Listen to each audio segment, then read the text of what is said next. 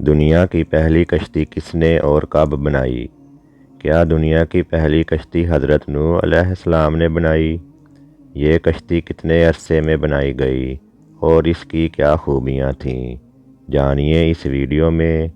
اور نئے آنے والے دوستوں سے گزارش ہے کہ اس چینل کو بھی سبسکرائب کر دیں۔ ہزاروں سال پہلے کی بات ہے۔ اللہ تعالیٰ کے نبی حضرت سیدنا نوح علیہ السلام کا زمانہ تھا۔ آپ علیہ السلام اپنی قوم کو دین کی تبلیغ کرنے اور ان کو سیدھی راہ پر لانے کی کوششوں میں مصروف تھے۔ 950 سال تک آپ علیہ السلام تبلیغ کرتے رہے، لیکن 80 افراد کے علاوہ کوئی بھی ایمان نہ لایا۔ جب آپ علیہ السلام اپنی قوم کے ایمان لانے سے نا امید ہو گئے تو اللہ تعالیٰ نے آپ علیہ السلام کو قوم پر آنے والے عذاب کی خبر دی اور کشتی بنانے کا حکم دیا۔ آپ علیہ السلام کو کشتی بنانے کے لیے لکڑی کی ضرورت تھی، لہٰذا آپ علیہ السلام نے لکڑی حاصل کرنے کے لیے ساگوان نامی درخت لگائے، جن کی لکڑی بہت مضبوط ہوتی ہے۔ یہ درخت 100 سال میں تیار ہوئے۔ اس کے بعد آپ علیہ السلام نے ایمان لانے والوں کے ساتھ مل کر دنیا کی پہلی کشتی بنانے کا کام شروع کر دیا۔ اس دوران آپ علیہ السلام کی قوم کے برے لوگ آپ علیہ السلام کو طرح طرح سے ستایا کرتے اور دل دکھانے والی باتیں کرتے تھے، لیکن آپ علیہ السلام صبر سے کام لیتے رہے اور ان لوگوں کی باتوں پر توجہ دیے بغیر کشتی کی تیاری میں لگے رہے۔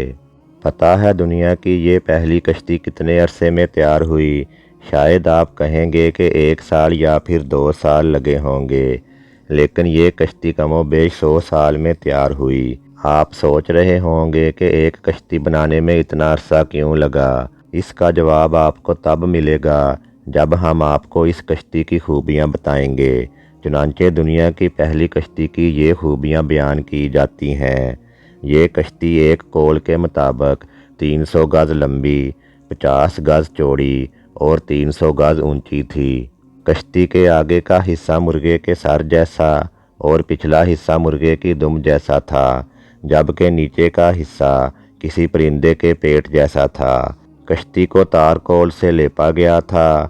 کشتی میں 3 دروازے تھے، جنہیں کشتی سے جوڑنے کے لیے لوہے کی کیلوں کا استعمال کیا گیا تھا۔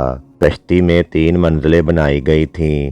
سب سے نیچے والی منزل پرندوں اور حشرات الارض کے لیے تھی، درمیانی منزل چوپائے وغیرہ اور دیگر جانوروں کے لیے تھی، جبکہ سب سے اوپر والی منزل انسانوں کے لیے تھی، اور اوپر بارش سے بچنے کے لیے چھت بھی بنائی گئی تھی۔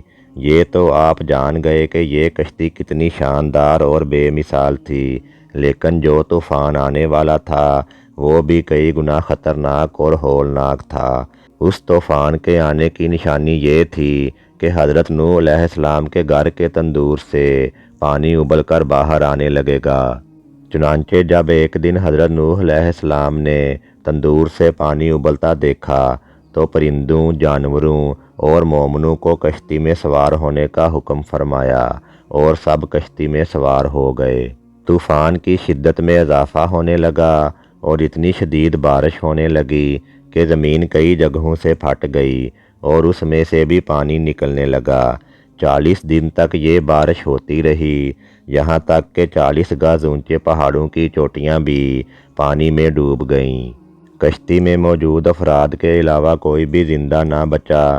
تقریباً 150 دن تک کشتی مسلسل سفر کرتی رہی۔ جب یہ کشتی عرب شریف پہنچی تو اس نے خانہ کعبہ کے گرد 7 چکر لگائے۔